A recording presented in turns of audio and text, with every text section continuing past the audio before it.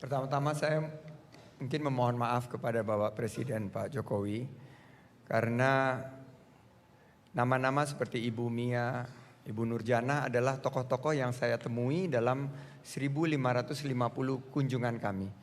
Dan secara agregat itu yang disampaikan mereka bahwa ibu-ibu kita itu mengeluh bahwa harga-harga bahan pokok mahal.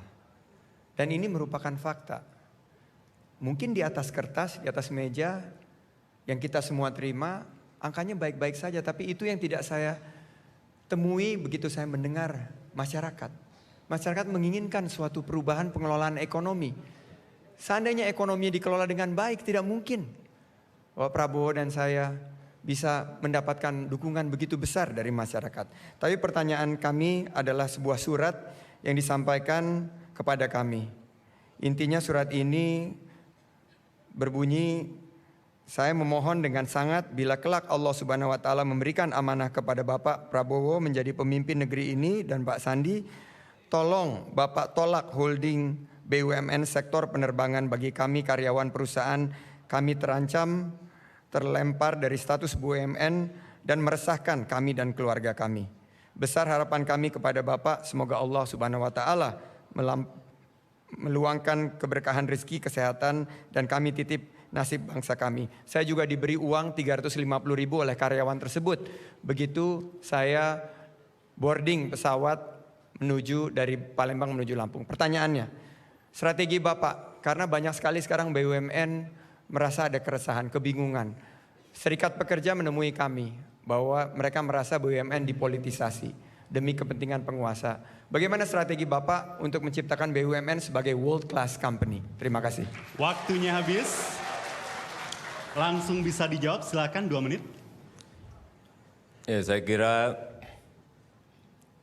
ke depan kita akan membangun holding-holding BUMN, baik holding yang berkaitan dengan konstruksi, yang karya-karya, kemudian holding yang berkaitan dengan migas akan kita holdingkan, kemudian holding yang berkaitan dengan pertanian dan perkebunan, dan juga yang berkaitan dengan perdagangan dan yang lain-lainnya. Artinya nanti akan ada holding-holding yang di atasnya akan ada super holding.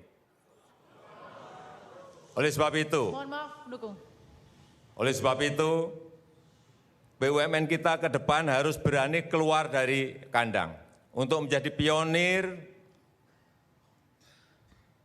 ke luar negeri, membuka pasar, membuka jaringan-jaringan, membuka networking, sehingga swasta nanti bisa masuk dan mengikuti mereka. Dengan kekuatan holding-holding yang besar seperti itu, kita juga akan lebih mudah mencari capital, mencari modal. Dan kita tahu, sudah mulai perusahaan karya-karya kita mengerjakan pekerjaan-pekerjaan besar di Timur Tengah, baik berupa infrastruktur, baik berupa perumahan, dan juga pabrik Inka kita juga telah mengekspor kereta api ke Bangladesh dalam jumlah yang tidak sedikit. Kalau semua ini kita lakukan, swasta ikut di belakangnya, inilah yang namanya Indonesia Incorporation. Dan dengan itu yang kecil-kecil juga akan ikut di belakangnya lagi, sehingga ketarik semuanya, ekonomi kita akan menjadi besar apabila kita melakukan yang tadi saya sampaikan.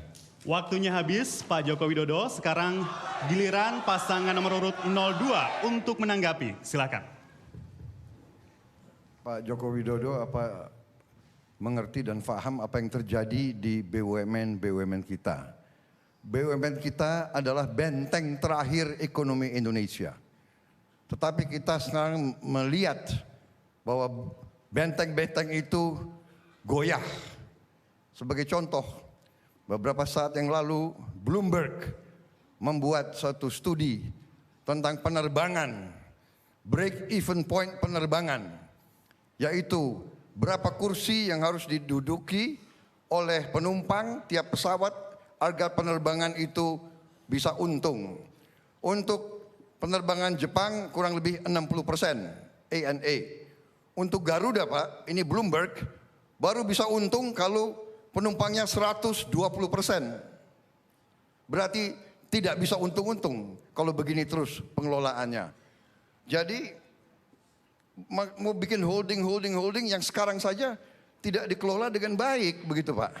Ini yang kami sangat risau bahwa BUMN kita, kebanggaan kita, Pertamina semua yang seharusnya jadi national champion, world champion, sekarang moral jatuh, tidak tahu masa depannya bagaimana, selalu dikalahkan dengan perusahaan asing. Kenapa bisa swasta lebih hebat daripada Garuda? Padahal ini airspace itu adalah aset bangsa kita, itu adalah aset ekonomi. Kenapa kita biarkan aset ekonomi ini dinikmati oleh orang lain? Flag carrier kita, kebanggaan kita, Garuda yang kita lahirkan dalam perjuangan kita, kok kita biarkan morat-marit seperti sekarang? Saya kira demikian. Kuncinya kita ingin BUMN menjadi penyangga ekonomi rakyat dan membuka lapangan kerja, memastikan harga-harga bahan pokok terjangkau untuk masyarakat Indonesia. Itu yang menjadi poin kami. Waktunya habis. Pak Sandi dan Pak Prabowo. Cukup para pendukung. Terima kasih. Sekarang giliran paslon nomor urut 01 untuk menanggapi. Besok Bapak boleh cek berapa setoran dividen BUMN ke APBN kita, naik atau turun. Yang kedua, juga kita tahu perusahaan-perusahaan besar yang mengelola Blok Rokan, Blok Mahakam, sekarang sudah diambil oleh Pertamina. Freeport yang dulu hanya 9% kita diberikan, sudah diambil alih oleh Inalum dengan mayoritas 51,2%. Artinya BUMN kita mampu melakukan akuisisi seperti itu. Kalau kita masih ragu terhadap BUMN kita, kalau kita masih ragu dalam pengelolaan BUMN kita, bagaimana mereka memiliki kemampuan untuk mengambil, mengelola blok-blok besar yang tentu saja ini memerlukan uang yang sangat besar. Dan nyatanya kita dipercaya. Kalau kita selalu memandang segala sesuatu dengan pesimis, tidak ada negara maju dimanapun kalau rakyatnya pesimis, nggak akan mungkin. Tidak ada negara maju dimanapun akan maju kalau rakyatnya nggak optimis. Bahwa ada tantangan, bahwa ada masalah, bahwa ada problem, itulah tugas kita sebagai seorang pemimpin. Bagaimana menyelesaikan masalah-masalah yang ada. Saya tidak mau membuka masa lalu BUMN. Tetapi memang ada 1, 2, 3 yang salah kelola. Itulah yang perlu kita perbaiki dan perlu kita kerjakan.